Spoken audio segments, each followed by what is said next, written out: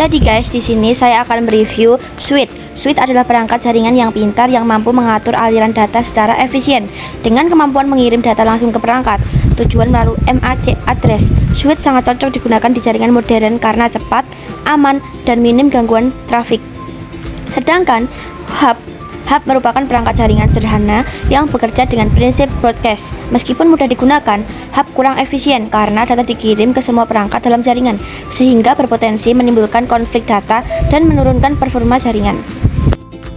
Nah, setelah ini terdapat kertas petunjuk dari switch dan hub tersebut.